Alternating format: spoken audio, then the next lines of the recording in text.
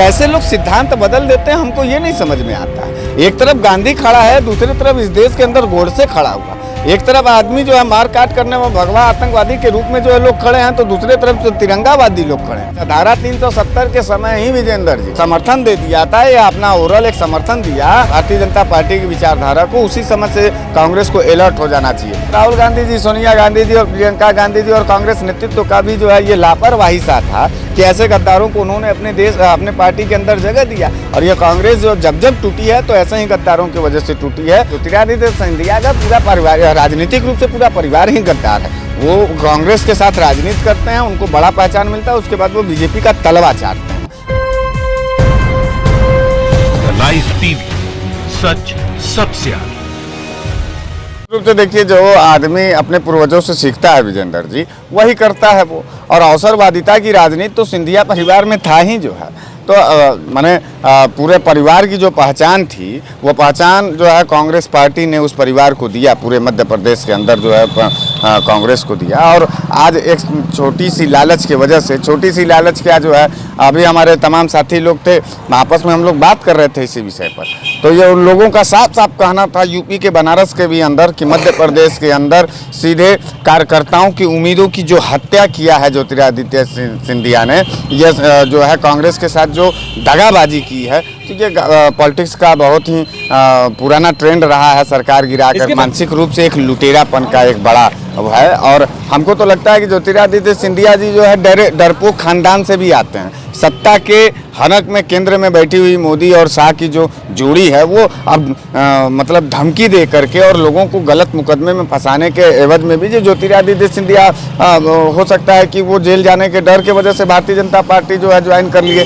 पूरे तरीके से हम आपको बताएं कि कांग्रेस पार्टी के साथ ये जो विश्वासघात की राजनीति की है ज्योतिरादित्य सिंधिया ने, ये उनका पुराना परंपरागत है। अच्छा, आपको हम बता दें, आप पूरे देश को भी हम ये बता दें कि ज्योतिरादित्य सिंधिया के जो दादा थे वो संघ के और आरएसएस के जो है फाउंडर मेंबर हुआ करते थे।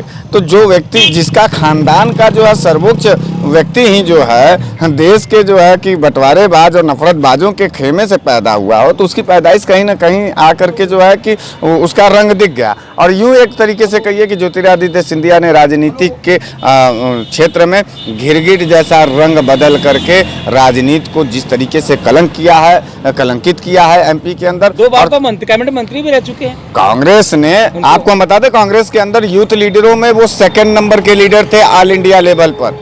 भारतीय जनता पार्टी ने बनी बनाई खिचड़ी को सिर्फ खाने का उनका जो आदत है। और भारतीय जनता पार्टी का यह कृत्य जो है कि वो आपने फिर से देखा, जो है सरकार में वो डिप्टी सीएम के पद पर थे एमपी के अंदर। कांग्रेस पार्टी में जो है दूसरे नंबर के यूथ के पूरे देश के नेता थे। पूरे कांग्रेस के एक कार्यकर्ता उनको अपना नेता मानते थे। लेकिन क्या उनको दूसरे नंबर पे बीजेपी रखेगी देश भर में? नहीं, अब उनके भारतीय जनता पार्टी ज्योतिरादित्य सिंधिया के राजनीति की हत्या करने का जो साजिश किया था, वो राजनीतिक हत्या हो गया ज्योतिरादित्य सिंधिया का। ज्योतिरादित्य सिंधिया ने जिस तरीके से पाला बदला है, अच्छा, इनकी दादी जी भी जो है कि उसी तरीके से कांग्रेस के साथ इनके दादा भी किए। इनके पिताजी का जो पहचान पूरे देश के अंदर बना, इनके खानदान का जो पहचान बना, वो कांग्रेस के खेमे से बना। तो ये अलग की बात है कि आज वो जो है कांग्रेस का हाथ और साथ छोड़ गए। लेकिन निश्चित रूप से जो है ज्योतिरादित्य सिंधिया का यह जो पूरा ड्रामाबाजी है एमपी के अंदर, ये एमपी के साथ जो दिया गया जनादेश है, उस जनादेश पर एक धोखा है। और ज्योतिरादित्य सिंधिया जो इस का जो खानदान है, वो एमपी के लोगों के साथ जो है निश्चित रूप से कहीं ना कहीं एकदम पूरी तरीके से जो है एमपी के साथ धोखा किया। और एमपी के जनता को समझना होगा कि ऐसे अवसरवादी नेताओं को अब कभी भी वोट नहीं देना। कमलनाथ जी का जो सरकार था, वो किसानों और नौजवानों के ऊपर जो है काम कर रहा था। आप पूरे देश के अंदर देख लीजिए, माफियाओं की लगाम कसी थी उन्होंने। भाई खनन क्षेत्र से लेकर के जो है और तमाम जो है कि व्यापम घोटाला जो हुआ है शिवराज सिंह चौहान जी के जो है सरकार का 15 साल का, उसका जो उन्होंने फाइल खोल दिया है। उसी के एवज में सिंधिया को जो है कि उन्होंने बीजेपी ज्वाइन कराया है। तो सिंधिया जैसे तमाम नेता कांग्रेस के अंदर रहे हैं और आएंगे और जाएंगे, कांग्रेस को कोई फर्क पड़ने वाला नहीं है। कांग्रेस अपनी अखंडता और एकता की जो नीति के साथ इस देश के अंदर काम करती है, करती रहेगी। लेकिन सिंधिया जी ने जिस तरीके से पाला बदला है एक सीएम पद के लिए, सरकार वहां से कांग्रेस की गिर रही है।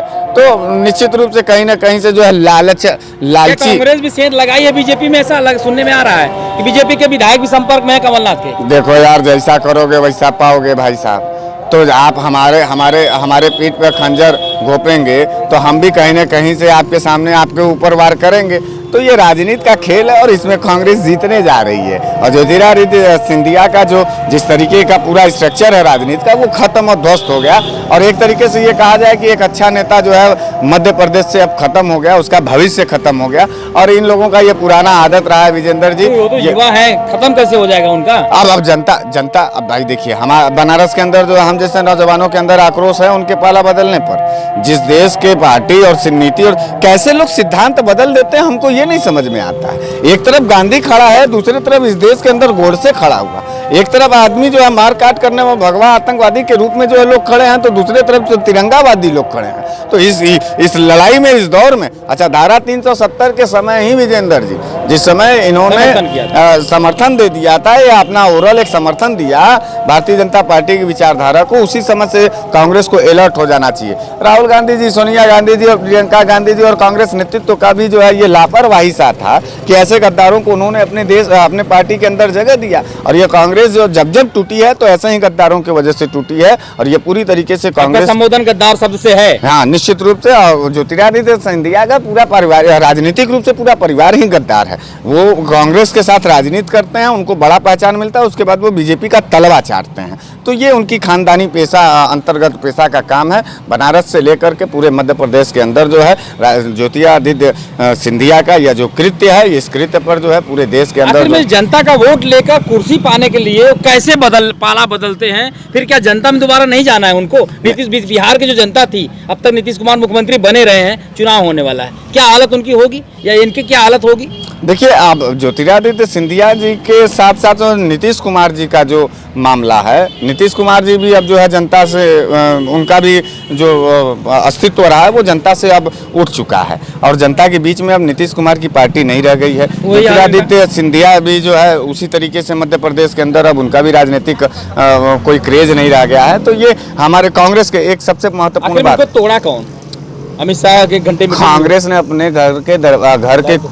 कांग्रेस ने अपने घर के कूड़े को साफ किया है, कोई तोड़ा नहीं है। हमारे के यहाँ वो रद्दी टाइप के नेता हैं और उनको हम लोगों ने डिप्टी सीएम बनाया था, इसलिए कि आप भाई आप हमारे साथ काम करते हो। कांग्रेस ने सम्मान देना सीखा है और लोगों को सिखाया है।